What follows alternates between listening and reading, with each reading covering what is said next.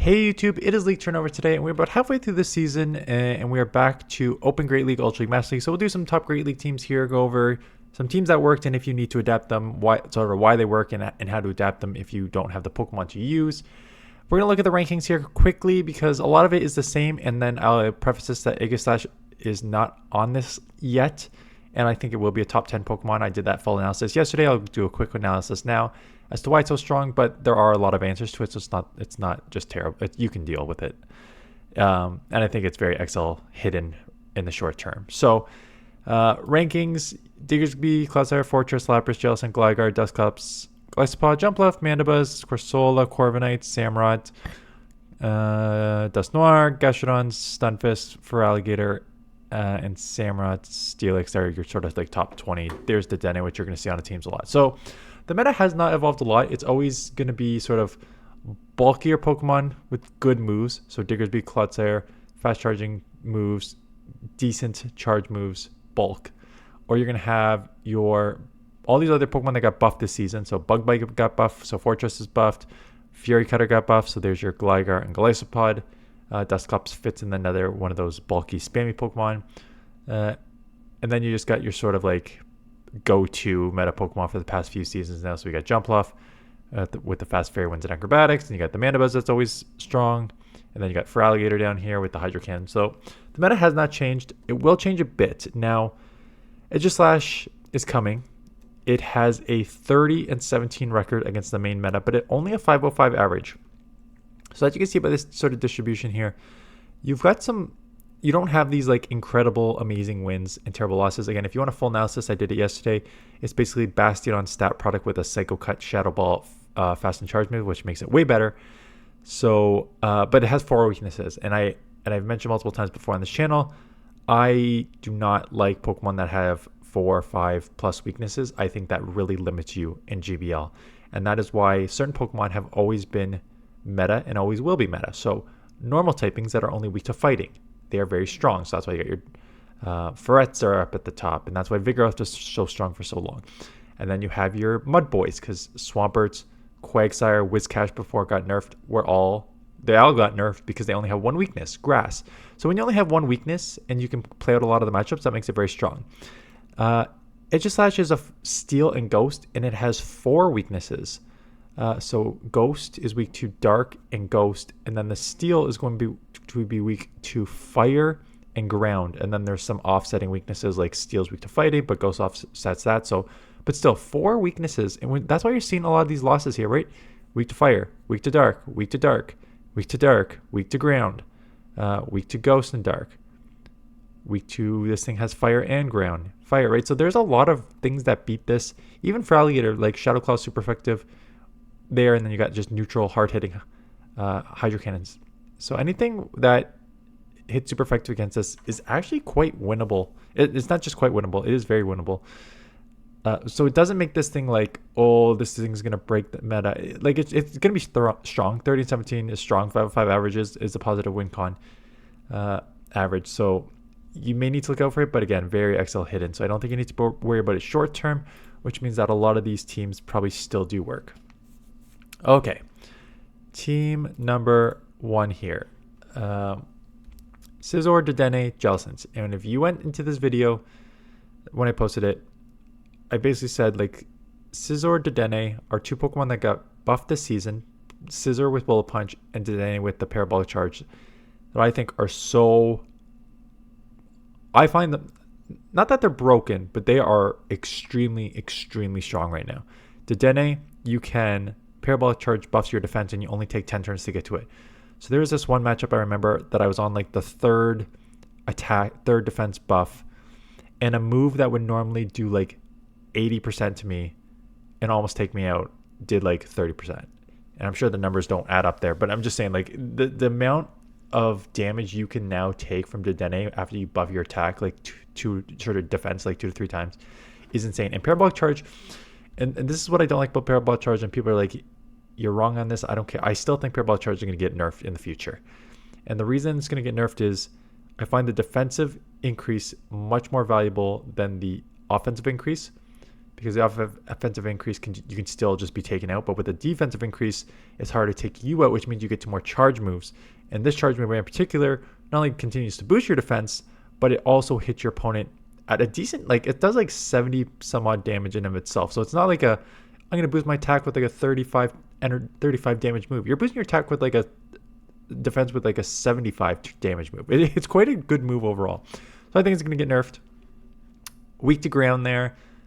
So between your Scizor weakness on the front, which you're double weak to fire, and your ground weakness that you're going to have problems with, Dedenne, Jellicent is your cover. It's a safe swap cover, and it's a cover to cover both of those Pokemon. You don't need to use both on the same team at once. I've just had great success with them in the season. So it's one of those, like, you can use one off and just cover your weaknesses. Scizor is, again, double weak to fire, so I would cover that as much as you can. Dedenne, you're going to have problems with ground where the electric is resisted. Yeah, so those are sort of your main two weaknesses if you're going to use those Pokemon. Drifblim, Drapion, Charjabug. This was a balanced team. I wanted to try Charjabug because I had obviously great success with it at the Toronto Regionals a couple of years ago. And, you know, why would you use Charjabug over Dedenne? For the most part, 95% of the time you would not. I think Charjabug gives you a couple things. And the main one is just bulk. Charjabug is bulkier. I guess they both have coverage depending on. I guess no. You know what? No. Clodsire is going to kill both of them. So Clodsire is going to be an issue for both Charjabug and Dedenne. So they kind of play similar. But I think Dedenne plays better this season. But Charjabug has some bulk. Weak to rock, weak to fire. So this team is double weak to rock, but I think Drifblim is also very, very Drapion's just a stay swap. Drapion got nerfed. I'll put that in quotations because the chance that Crunch lowers your defense has gone down. Like the opponent's defense has gone down. It still plays like Drapion. It's still so strong in the safe swap. As so spammy. So still fantastic safe swap in Drapion. And then you have Drifblim. You know, there's ghosts are prevalent everywhere because Bug got buffed like crazy. Bug Bite, Fury Cutter both got buffed, which means there's a lot less dark Pokemon. And with a lot less dark Pokemon, ghosts are starting to run wild. So that's why you see your Corsola's in the top, Jellicent's up at the top, and Drifblim is another one of those. I like using Drifblim with the Astonish as the Shadow version. It's sort of glassier, but the Astonish hits really hard as a Shadow, and then Icy Wind and Shadow Ball takes a little bit to get to 15 and 18 here, but it's not terrible for moves that are going to do a ton of damage. So I kind of like this more balanced team, even though you have a double rock weakness. Shadow Toxicroak. Someone submitted this on the channel, and I had to test it myself to see. So Lapras, Corsola, Toxicroak. And the reason they did this is a couple things. One, Shadow Toxicroak at that is extremely glassy. You need some bulk. So Corsola, Lapras, two of the bulkier Pokemon that I have on my bench. At the same time, Toxicroak is going to be weak to ground. So I'm covering that ground weakness with water. And it's going to have problems with, what else? Psychic. It's still weak to Psychic. So I don't think that, Ghost beats Psychic. So just kind of covering those weaknesses. You need to save shields for Toxicroak and use Lapras and Corsola just to kind of spam and absorb damage pressure. Again, if you're going to think about running a team like this with a glassy Pokemon, there's Zoroark's out there now. There's a ton of Pokemon that fit this sort of glass cannon. Even Shadow Scizor, you're probably going to see maybe one more team with Shadow Scizor and like two bulkier Pokemon. I find this strategy very, very, very successful, where you basically have two Pokemon that have bulk that also can put a lot of pressure on your opponents to grab shields. So Lapras, Psywave is one of the best fast moves in the game. Sparkling Aria comes at a very, very fast pace, 12 and 11, and it hits very hard. Corsola's got some bulk. Astonish hits good, and Nightshade combo that really adds up there. So being able to put pressure on your opponents to grab shields, take the damage on those bulky Pokemon, and then have your Glass Cannon with shield advantage to try and sweep is a good strategy. Just watch out if you're going to use that strategy. Don't leave too many shields and too many other Pokemon alive. Because what I have seen in viewer submitted battles is they try the strategy with a glacier Pokemon, and they try to like 2 shield it in the back against like 2+ Pokemon left, but then the 2+ Pokemon can basically just like almost fast move damage you down, and the shields are almost useless. So you need to, yes, you need shield advantage for these sort of glassy Pokemon, but you need to be smart with when you bring these Pokemon out, how you use the shield advantage, and then don't kind of leave yourself vulnerable in the back to just being fast move damage down. There we go. Exact same strategy. Shadow Scizor, fantastic. With shield advantage, the bullet punch really adds up and you get to Night Slash quick. Or if you just want to buff your already this season buffed bullet punch, just boost it with Trailblaze. Double weak to fire, so again, covering it with a water Pokemon and Blastoise in the back, but also having two bulky Pokemon, Corsola and Blastoise. Both have pretty good safe swap ability. I think Blastoise is probably the better safe swap. Corsola, again, there's not a lot of Dark right now, but Dark will cause this thing some problems. So I think Blastoise has a little more coverage with the Rollo Hydro Cannon and its bulk. Again, but same thing I just mentioned. You got a glassy Pokemon, you cover its weaknesses. You got Pokemon. I had Lapras last time. I've got Blastoise this time. Hydro Cannons are coming at 12, and then 9 is going to put on a lot of pressure on your shield's opponents. Well, nope, on your opponent's shields. So that is the strategy when I use those teams. This was a viewer submitted team with Regidrago. So Regidrago is, I think, probably the best Dragon Pokemon now in the Great League, in the Ultra League. And it's because it's, the stat products are, I think, comparable to maybe even Guzzlord. It's not like a unique Pokemon in its stats, but it's a pure Dragon Breath, Breaking Swipe, Dragon Energy. The Dragon Energy is a very good move. And so Dragons in themselves are kind of an interesting one where they don't really hit anything super effective except other Dragons. And there's, again, just generally has not been a lot of Dragons in the meta. But they only have a couple weaknesses, like Ice, like Mirror Matches, Dragons, and like I think Fairies may be the only other one that they're weak to. So if you can avoid those in neutral situations, you're going to do great. And then there's stuff that resists Dragon, like Steel and Fairy and stuff resist Dragon. But if you can get anything sort of neutral matchup with the Dragon Breath damage, which does a lot of fast move damage, and then you got the Dragon Energy, which is a good charge move by coming at 15, you'll be able to do well. So the viewer submitted this. It's a balanced team with Dusclops as your safe swap. Again, bulky, spammy safe swap. And Matang in the back because it is a Steel, so you'll be able to deal with like Fairies, which is one, and Ice, which are two of your weaknesses, right? You do leave yourself the weak to Dark in the back, Dusclops, and Dark and Ghost. So you're weak to Ghost and Dark on Dusclops, and you're weak to Ghost and Dark on Matang there. So I think maybe a different Steel typing in the back may be better to deal with Regidrago's weaknesses, but also not leave yourself vulnerable in the back to other things that your safe swap is otherwise weak to. Dedenne, Gligar, Corviknight.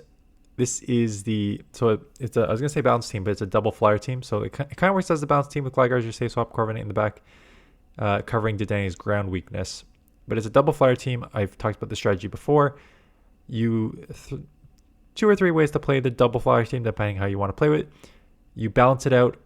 You balance out your weaknesses. So Gligar is double weak to Ice, and Corviknight will neutralize Ice because it's Steel. You can also use Talonflame as your other flyer to neutralize that. You could just go double flyer weak to Ice. You could throw in like a Mandibuzz, or you can throw in a Drifblim or whatever, and be double weak to Ice.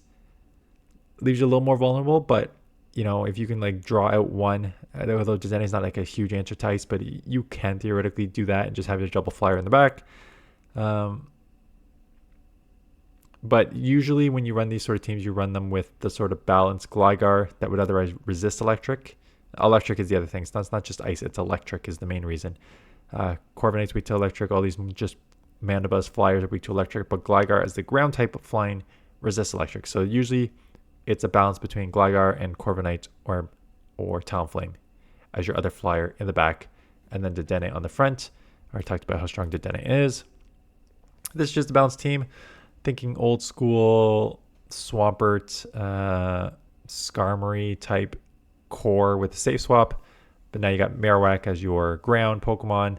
Very spammy with the Mudslap Bone Clubs, and then Moltres as a flyer. Again, so you can really replace a lot of just Marowak is weak to grass and water, and Moltres will deal with the grass, and Moltres is weak to electric, and Marowak will deal with the electric, and Drakeman's your safe swap. So a lot of these are the types of teams that I prefer to play.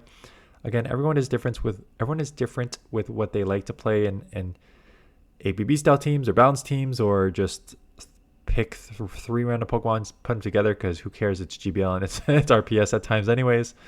So you really can just build teams a variety way. I prefer just these teams because I think they're easier to play. Marek on the lead, you see like a water. You are double to ice on this team, I should mention too, but you can kind of deal with it depending on what the ice is. So if you want a more balanced team, again, you could just use something like a Corviknight in the back. But basically, you see like a grass or something, Drapion safe swap immediately, determine if you want to fight for switch. I just mentioned that before we get to our last team. Actually, let's do the last team. I'll talk about the RPS-ness of Great League and why I think you're maybe feeling this. This is a team that you're going to see first thing tomorrow. Lurantis, Typhlosion, Talonflame. Double Fire, again, for those of you who've been around last season, or at least since last season, I hit Legend last season with Azumarill, Double Fire, Typhlosion, Talonflame. I just think that with Dedenne being everywhere, Azumarill maybe doesn't, and Poison's being buffed, and Steel being buffed, I just don't think Dedenne has Azumarill has as much play as last season. And Lurantis with the Fury Cutter buff, I think will have a little more play this season. So I put in your double E to water in the back. So having Lurantis to deal with beat the waters is why I put that on the front instead of Azumarill, which I hit Legend with last season. So you'll see that team tomorrow. In terms of Great League being RPS, there are, I think, 3 types of metas that I've seen over the past, what season are we on? 23, 24 seasons. The first meta that you see is like a 10 to 15 Pokemon open Great League with a couple core breakers. So we've seen this where, the meta, I'll just give old school, the trifecta examples of one season. The meta was Trevenant, Registeel, and what was the third one? Walrein. That was one season. Those 3 were the main core. Another season, it was like Noctowl, Stunfisk, and maybe Medi. And then, so you had these like trifecta 3 core Pokemon that are on like a lot of teams. You have like another 5 to 6 Pokemon that are strong that a lot of people still use, even though they might not be on every single team. And then you have some like core breakers. So it's a very small meta. So some may find that RPS. I don't find that ours RPS as much when there's like 10 to 15 Pokemon that are going to be out there, because you can kind of build for it, right? So if you know that these Pokemon are going to come up, you can build for the Pokemon that are going to come up, which is why in that Trevenant, Walrein, Registeel meta, I found the core breaker of Ninetales. So I find that those sort of smaller metas, it's easier to put a team together that you can kind of like work around the main meta. The second level I find is when you have, I think it's the most healthy meta. I think it's, there aren't like the 3 that are carrying it, but there are like 20 that are carrying it. So it's expanding it that you're not just seeing Medi on like 80% of the teams. So you get a little more variety, but not a rough variety that it feels like it can go crazy at times. And then you're at the third level, which I think is this season. And this season, I think there are like 60 plus viable Pokemon to use. And let's just go back, hopefully I haven't closed this yet. So I don't think any of these Pokemon are carrying this league the way that those previous trifectas have. There's no Pokemon that was Registeel of the past. There's no Pokemon that was Medi of the past in this season. And now, instead of having that like go-to core and go-to Pokemon that every single person is using, and again, for those of you who were not playing back in the day, like 80% of the teams have Medi on it. 80% of the teams had Registeel on it when those were meta. There's no Pokemon I can point to right now that says this Pokemon will be on 80% of the teams. I can even point to a Pokemon saying they will be on 50% of teams. And the reason that is because there's no Pokemon that just absolutely dominates the meta like the way those did. And the second is because there's no Pokemon that dominates the meta, and there's so many Pokemon that have been buffed over the seasons that are now playable. I think there's just so many playable Pokemon now, right? So yes, you're going to see a ton of the top Diggersby, Clodsire, Lapras, Jellicent, Gligar, all those Pokemon are named. But let's just go down to like level 60 here. Shadow Scizor, how many times did I just show that? So Scizor, Sableye, Blastoise, Regidrago I just showed, he's at 71 here. Drifblim at 75, Annihilate at 78. Sandslash still has some play. So when you're in like the 80s, I think there's more in the 60s here, 60s and 50s. Like Dragalge is a huge improvement this season. Primeape's still everywhere. Galarian Moltres I just talked about. So I just think that there's like 40 to 50 Pokemon that are very usable this season. And that is a very big difference than what we've had in the past when there was just like 10 to 15 Pokemon that were on every single team.